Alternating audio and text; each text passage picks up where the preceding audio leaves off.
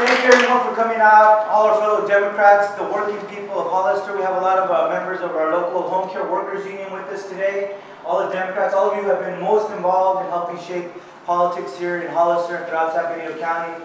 I'm very honored to be here. We're down to the last 24 days. So as I said, there's no time to hang out anymore. It's like we got to work hard these last few days so that we win on all our local races, but all the way up to the state level, to make sure Jerry Brown becomes our next governor, to make sure Barbara Boxer continues to be our U.S. Senator as well. There's a lot at stake today, this year.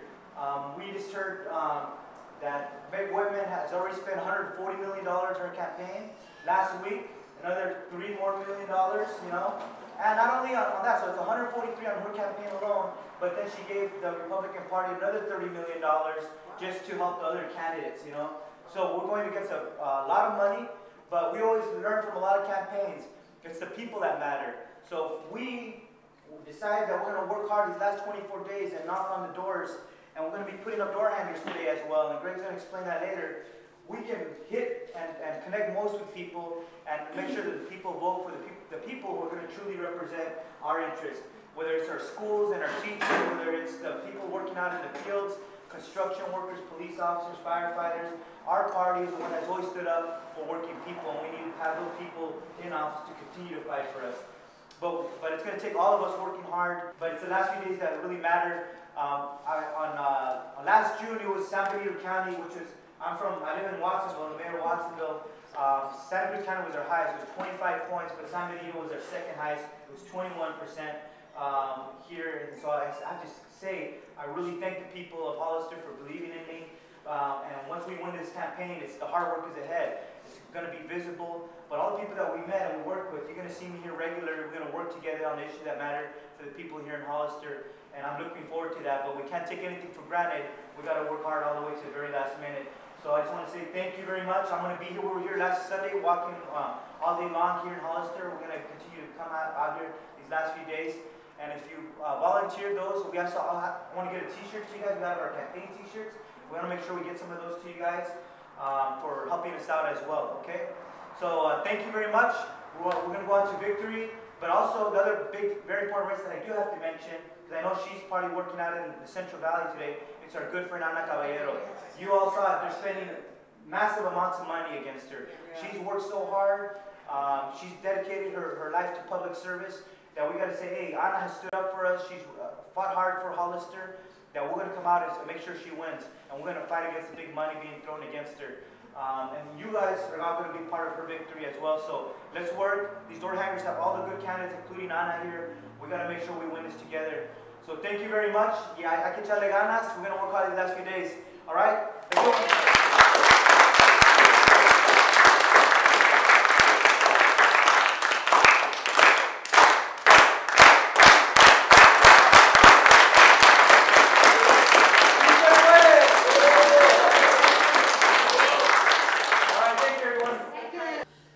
I'd like to say I'm very glad to finally meet you and tell you exactly why I'm supporting you. I would honestly like to say that, or I would like to say is that I see myself in you, but to be honest, I actually see my parents in you. Your story is very familiar to me, one that my family also has lived. And if I'm going to vote for anyone, it's going to be for someone that I trust as family, and for me that is you, Luis. And thank you for taking the time to speak with me today. Well, thank you very much. You know, I think I really try to demonstrate with all the things that I've been able to accomplish to always remember my roots and the people that got me there. A lot of people in my community and all throughout this region have been a big part of inspiring me to be able to accomplish my educational goals.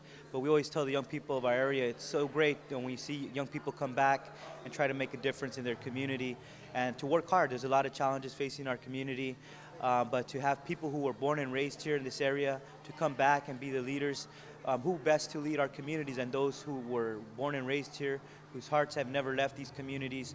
And so I'm very excited to be here in Hollister today, getting a lot of support from a lot of different voters throughout the district. And my commitment is to continue working hard. A lot of our families, you know, sacrifice so much They came here, you know, with a dream that their kids and their grandkids were going to have a better future.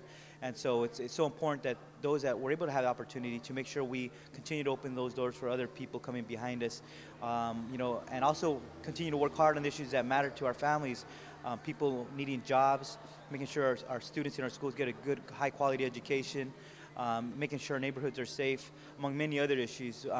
But I'm very excited. It's a very difficult time. It's not going to be easy, but we're going to work hard and do all possible to really help improve the lives of people here in our local communities. And I'll continue to certainly fight in Sacramento to make sure we do all possible to fight for our families in Sacramento. But thank you for your support and your support and many other people here in Hollister.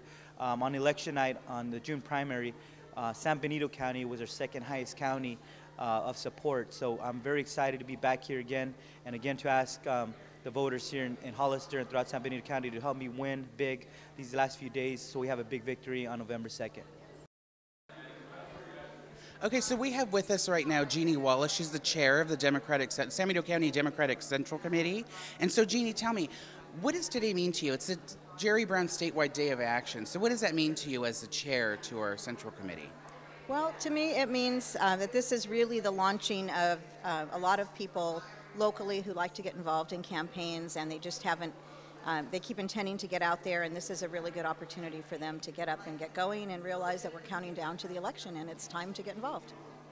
Yeah, you know, there's a lot of talk with Jerry Brown right now, and I'm just curious to know, what are your top two concerns with the state, the state crisis we're in? Well, I am a school teacher, and so for me, education, both K-12 education and college education, and the availability for students is a really big concern for me.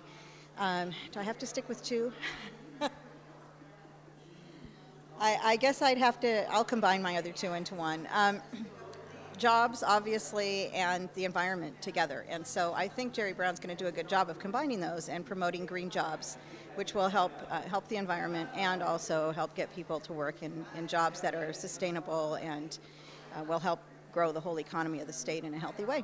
So we have now Terry Butler. Terry's a seasoned veteran of the Democratic Party. So Terry, you've been around for longer than I have. What's happening with Democrats and Republicans and Jerry Brown, Meg Whitman? What's your take on it? Well, unfortunately, I think a lot of working class people are swinging to the Republican side because they're angry about various things, from illegal immigration to gay rights to religious issues to the economy. And anytime a working class person votes for a Republican candidate, Tea Party or mainstream, they're just voting against their own interests. And I think people are generally uneducated about what the real issues are.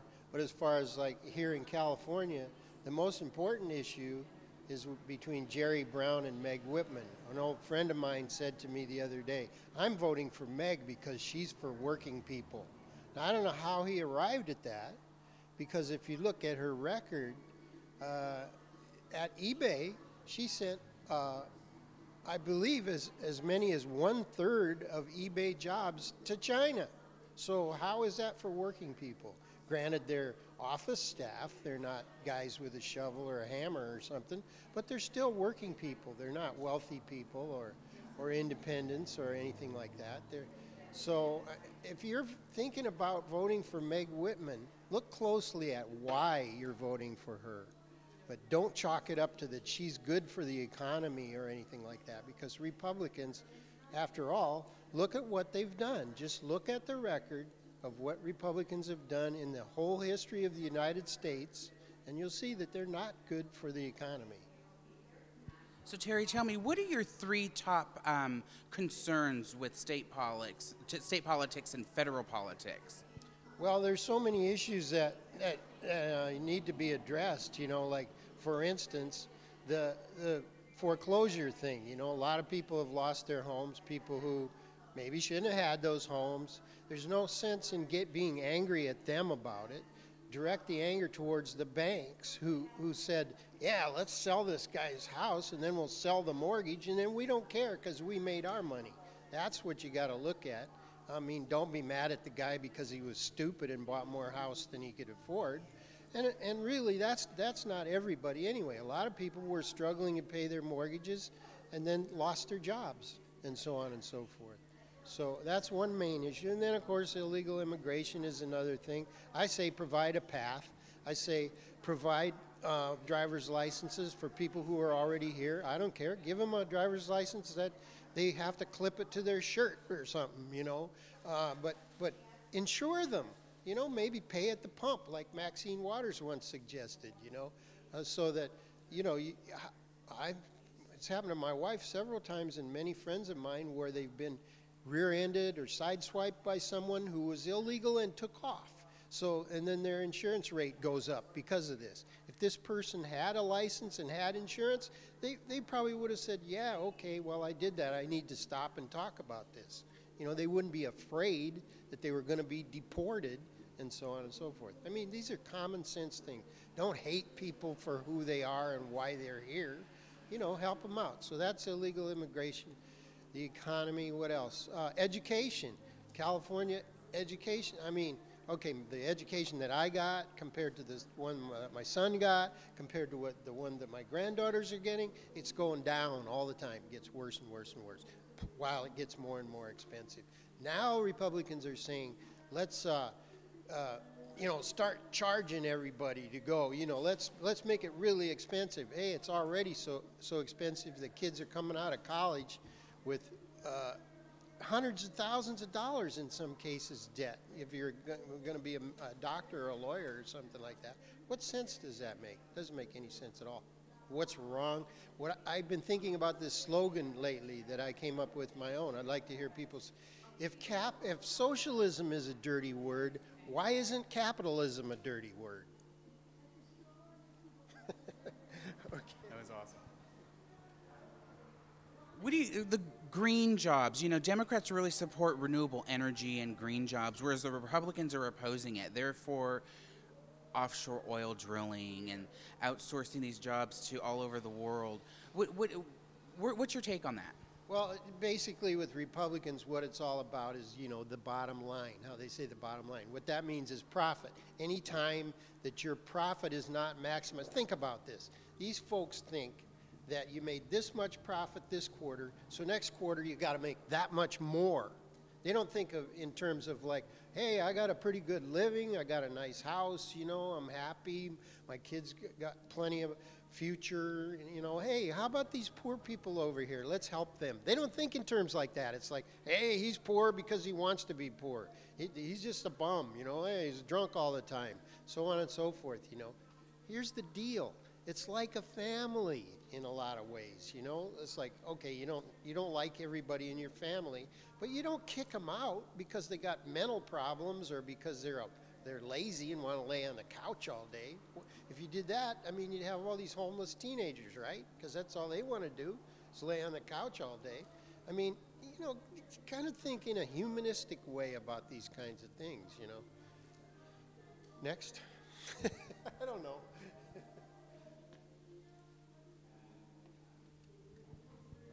The Ana Caballero's Senate campaign, the Democrat, and Anthony Canella's, who's the Republican candidate, it's getting pretty heated. You know, the Republicans have taken $1 million television ad out against Ana. What do you think about that? Well, I think that's typical. You know, Rachel Maddow, I don't know, a lot of people don't like her, but one thing she does is she really investigates things. Lately, she's been looking at these Tea Party candidates who are in small rural districts are coming up with $250,000 for TV ads. They go, and then the TV ad will say paid for by, as Obama said jokingly the other day, Moms for Motherhood. You know, it's like these groups, and you say, who are Moms for Motherhood? I don't know. That's not the Republican Party, is it? And then you go to the website for Moms for Motherhood, and they say, our goal is to fund candidates who will stand up for the moms of America, you know, and stuff like that. But it doesn't tell you where this money's coming from. It doesn't have to, because of this new thing that the Supreme Court passed where corporations are now treated as individuals, so they can pour as much money into any campaign. So you got the Koch brothers, you got Rupert Murdoch, I forget who, there's a whole list of billionaires, not millionaires, billionaires, who are pouring money into these small, tiny little campaigns. You know, here's a guy, $250,000 in a rural area of Oregon, okay? What's the Democrat gonna do? You know, he's got, what, 25,000 or something to spend on TV? You know, this guy's gonna inundate the airwaves and not really say what any of his positions are, such as do away with Medicare, do away with Social Security, so on and so forth. Education, they want to get rid of public education, things like that, you know. That's socialism as far as they're concerned, you know.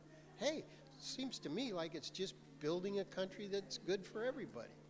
Now, getting back to the Jerry Brown campaign, Meg Whitman campaign, you know, Meg's telling college students, you know, she's doing this to rival up college students to get out and vote. She's telling them she's not going to increase tuition fees, but at the same time, she's not telling them that there won't be a Cal Grant.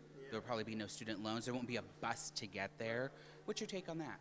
Well, it's just the same basic thing. You know, these people, the Republicans are manipulating. What they do is they manipulate. These people don't go to church. They, you know, they have gay relatives.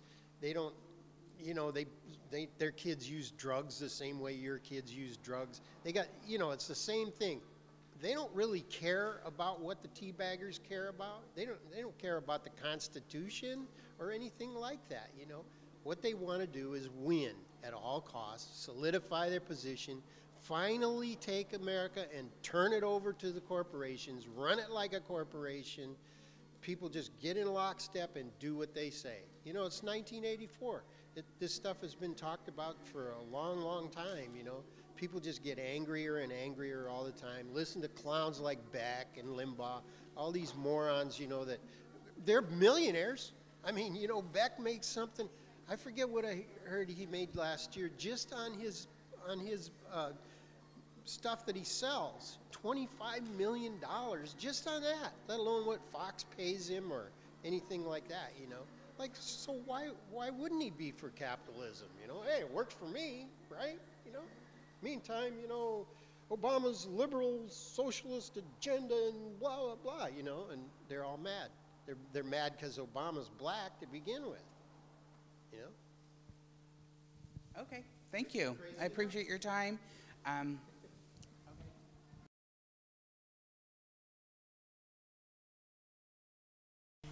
Pues para tener mejores propuestas, mejores escuelas, mejor presupuesto para el gobierno que nos ayude para las necesidades que tenemos. Yo creo que serían muchos los cambios que necesitamos, que tenemos tantas necesidades con nuestros enfermos y nos ayudaría mucho porque estamos en una crisis y ojalá que Él nos saque de esto. Gracias. So we have Ann Ross with us. Ann, you're here with your family today. Today's the Jerry Brown Statewide Day of Action. What does it mean to you and your family? It means a lot to be here because I really feel it's important to support your candidates and show visible support of your candidates, to do what you can to support the party and be informed of the issues and get the word out. Yeah, like I said, your family's here with you today. So what are your top 3 priorities in terms of California politics? Better education, support for those in need in the areas of less wealthy, and to have the democratic ideals infiltrated more into the family values. There isn't any room for hate. There is very much to do in this state to be sure everybody is given fair treatment and educated well and given good health care. Tell me, what are your 2 top priorities for San Benito County in terms of, what are your 2 priorities that, what are 2 things you're going to work on within the next year to help better our community? Again, Gregory, education is paramount to, with my goals. And the other thing is to keep people informed all year round. it's unfortunate that people don't stay on top of the issues all of the time, and then sometimes we're playing catch up at the time of election to understand what the problems are and who can best serve us in office.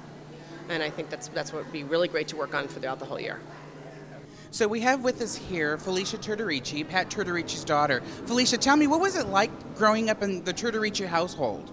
I always remember it was really safe. I would ride my bike around the neighborhood, and I would cook with my mom, and I'd run around in the backyard and walk downtown. And I had a great childhood, and my father is really, really great, and he's a family man. And I just remember I had a really, really great time as a kid. I really enjoyed living in Hollister. As a teenager growing up in Hollister, what's it like? What are your, say, top 3 priorities to better our community? I think safety and volunteering in the community, and just to kind of clean up around here, because I think that we have a beautiful little town and we should keep it that way. So I think that is really important. So Felicia, tell me, you know, you've grown up in Hollister, you've born and raised here. Your dad's in this really heated sheriff's race right now. What are you doing to get out the vote for him? I go to all the events, and I talk to people my age, and I let them know that my dad's the best one for the job, and that he's qualified, and that he's a positive competitor. And we try not to let anything get us down. It's politics. It gets hard, and it's October, so we're really close. But he's doing a great job, and we're just keeping it positive, and the best man will win. Yeah, I've seen your mom and your grandparents have just been great canvassing and helping the campaign out. What was it like growing up with your grandparents right by your side? They're great. My grandparents are awesome. They're really supportive of everything that I do and my family does, and they help out with everything. And they know a lot of people in this town, and they're great people, and they support us 100%. So you're on the brink of applying for colleges, right? Yeah. So were you applying? Where do you hope to get in? What schools do you hope to get into? And what do you want to do with the rest of your life? I want to go into political science. I watched my aunt go into political science, and she's a Democrat, and so I watched her do that, and it's been really successful for her, and it's really broad.